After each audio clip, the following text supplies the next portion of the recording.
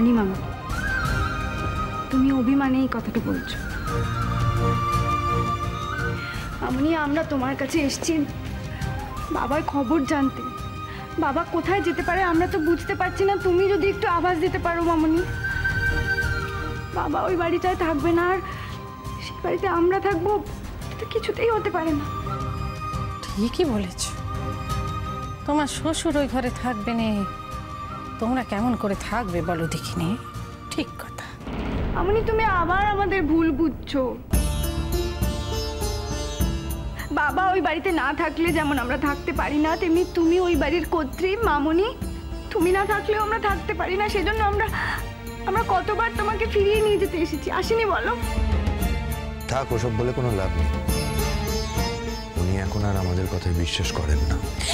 এই একটা চড়ে তোমার সব কটা দাঁত আমি ফেলে দেবো, তুমি আমাকে চেনো?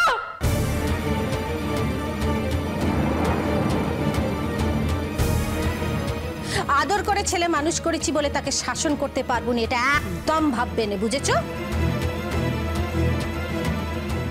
আপনি আজ্ঞা করে তুমি কাকে কথা কইতেছো বলো? কাকে কথা কইতেছো?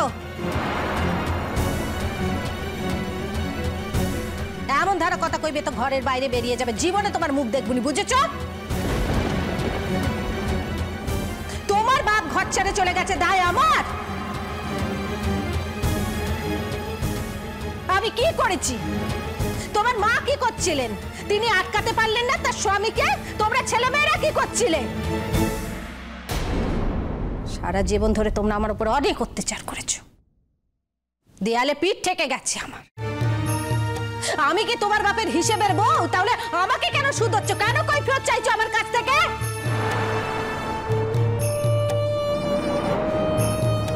তোমার মা, তোমার কাকি, তোমার পিসি আমার সঙ্গে কি করেছে মনে হচ্ছে তুমি দেখোনি কো? তবু আমি মুখ বুজে বাড়ুজ্জে বাড়িতে পড়েছিল, আমার শ্বশুর শাশুড়িকে কথা দিয়েছিলাম তাই, তোমার বাপকে নিজের স্বামী মনে করেছি তাই।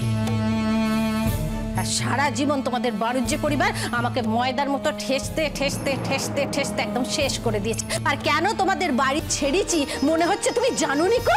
জানোনি তুমি? কি হলো এখন, কেন মুখে কুলুপটে আছো? আমার কথার উত্তর দাও, কেন কুলুপটে আছো বলো?